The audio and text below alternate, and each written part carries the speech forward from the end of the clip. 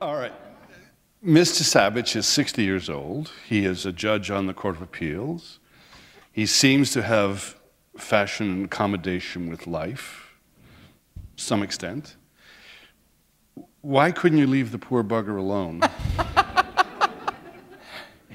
In the story, or going back to him as a, Going back to him.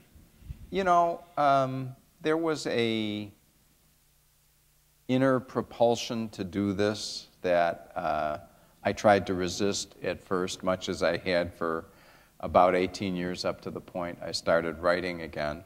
But, you know, there was really something in my heart that made me want to go back to, you know, the place where my success as a novelist had begun. And, you know, he was stuck in my head by the fall of 2005.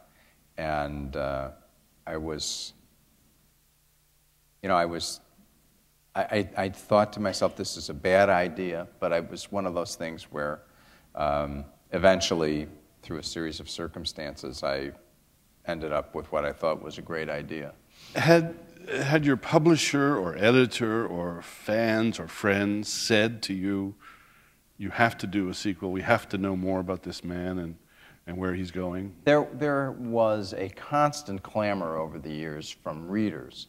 I think, you know, my editor and publishers were aware of what the risks were. What are the risks? What are the perils of doing a sequel? Well, I think the biggest and most obvious peril is that people will, you know, damn it. They'll damn the author for sort of feasting on the remains of a prior success, and they'll damn the book even before they turn a page as not as good as its predecessor. And I was richly aware of those perils, and much more when Presumed Innocent came out, the risk of sort of writing my way into a telephone booth. That if I wrote another Rusty Savage novel, I would soon be the author of a series of Rusty Savage novels. You'd be Ian Fleming, really, of writing a series. Whatever it is, you know, he would become a character in a series, and I didn't worry that it might not be popular. I worried that it would be bad for me as a writer. You said you had an image of, and you read it here in the opening part of the book, of a man sitting on a bed, and upon which the body of a dead woman is lying. Right. I had a Post-it note that I had posted that it was on my desk, and sort of in answer to the question you asked before, I turned around and looked at it one morning, and I realized the man sitting on the bed was Rusty Savage. That's my question. You knew it was, did you? Well, I mean, the Post-it note sat there for more than 2 months.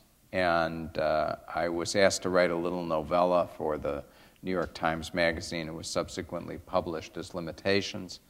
And at one point, I was thinking of using Rusty Savage there because I was in this period of feeling gravitating toward him. And my agent who doesn't give me direction very often, Gail Hockman, but she said, when I talked to her about using Savage in this story about a judge who couldn't make up his mind about a case, she said, don't do that. Mm-hmm. You know, you're not going to be happy with yourself if you do that. This is something that you say is an idea that you know is not big enough for a full-blown novel, and Rusty Savage is much too important to you and to a lot of readers for you to use him that way. And I put down the phone and looked at the Post-it note and realized that guy sitting on the bed is Rusty Savage.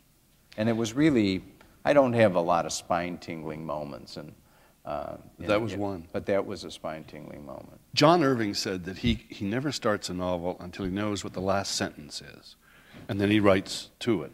Mm-hmm. Did you have an idea of plot, form, where you were going? No. Apart from the body on the bed? I knew that, you know, the image itself, I've been, of course, since Innocent has come out, people have said, well, where the hell did that image come from? which was not anything that I ever thought about before. But when I was asked the question, I said, I think something with a Hopper painting. And went and looked at a Hopper book and eventually realized there's a painting called Excursion in Philosophy. And it's a man sitting on a bed, and behind him is a woman, clearly asleep. It's, to be frank, it looks like it's a post-coital scene. Her negligee is up and her rear end is revealed.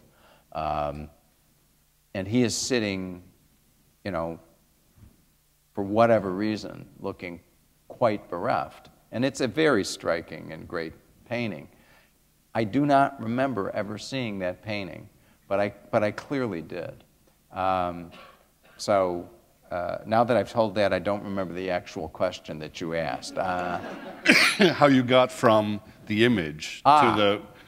So you asked about Irving saying that he knows what the last sentence is. So for me, the guy is sitting on the bed. Who's the woman? That I knew instantly. That had to Barbara. You knew. That had to be Barbara, the wife from Presumed Innocent. I don't analyze that kind of stuff. It was just intuitive.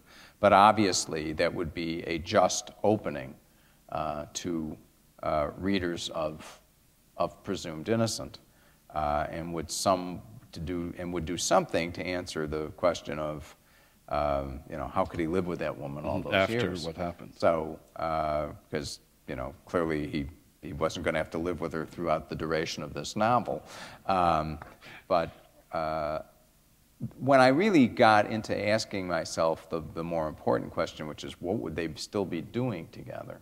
And I started to think, are they still married? Could they still be married? I went back and read the end of Presumed Innocent, in which Rusty says that they have been, he's already reconciled, as he puts it in a half-assed way. I knew that they were going to be married, and I knew that that really was what I was writing about. You've taken, the novel is seen from the perspective of 4 characters. It's kind of Rashomon sort of thing. Why did you choose that rather than just a single character? Some of it was authorial necessity. In other words, just to tell the story that I eventually realized I was telling. And I don't, unlike John Irving, I start writing with no idea what the last sentence is, or even the next one. And I just feel my way along, so that, going back to the Post-it note, the first stuff I wrote was about the Savages' relationship, just to see if I could convince myself that this was tenable. I'm having a hard time tracking tonight. I apologize. I'm tired. So might be me, you know. No, I don't think so. Well, I don't think so. I usually do better, but I am quite tired. But it's 4 characters who are telling the story from their own perspective. And one of the things, if you go to Limitations, this little novella I wrote, Rusty is described from the outside. And I actually found that quite amusing, to be writing about, you know, what was undeniably my most famous character, as one of his colleagues saw him, and as a kind of aloof, officious fellow. And I also didn't want to duplicate Presumed Innocent. This was not, you know, this was not supposed to be a clone. This was supposed to be, you know, in my own view, a serious revisiting of this character. So I was kind of committed to different points of view. I thought Nat, the son, was in an extraordinary position, watching his father on trial for the murder of his mother.